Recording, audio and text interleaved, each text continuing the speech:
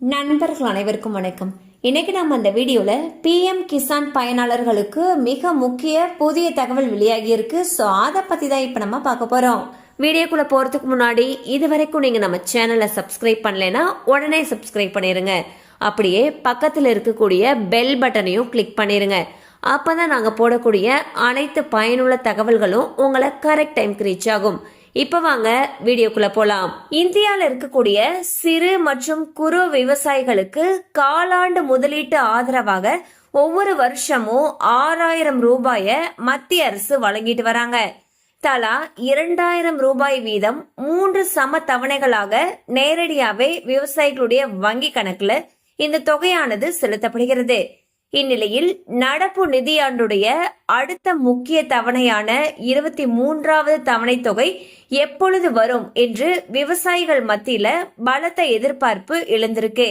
இந்த திட்டத்துடைய வழக்கமான 4 மாத கால சுழற்சியுடைய அடிப்படையில அடுத்த கட்ட நிதி விடுவிப்புக்கான தற்காலிகமான ஒரு கால அட்டவணையானது கணிக்கப்பட்டிருக்கு.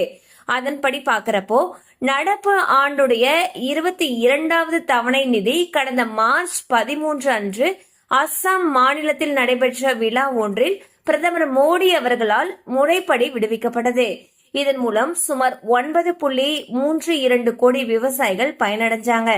ஏப்ரல் முதல் ஜூலை வரையிலான கால பகுதிக்கான 23வது தவணை தொகை வரக்கூடிய ஜூன் மாத இறுதிக்குள் விவசாயிகளுடைய வங்கி கணக்கில் வரவு வைக்கப்படும் என்று எதிர்பார்க்கப்படுகிறது.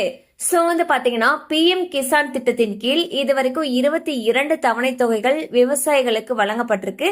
இந்நிலையில் 23வது தவணை தொகையானது ஜூன் மாத இறுதிக்குள் விவசாயிகள் வங்கி கணக்கில் வரவு வைக்கப்படும் என்று தகவல்கள் தெரிவிக்கின்றன.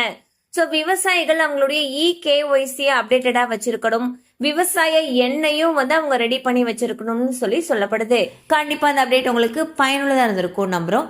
மேலும் இது போல அப்டேட்ஸ் உங்களை உடனே ரீச் ஆகணும்னு நினைச்சீங்கன்னா நம்ம சேனலோடு தொடர்ந்து இணைந்திருங்கள். தேங்க்யூ ஃபார் வாட்சிங்.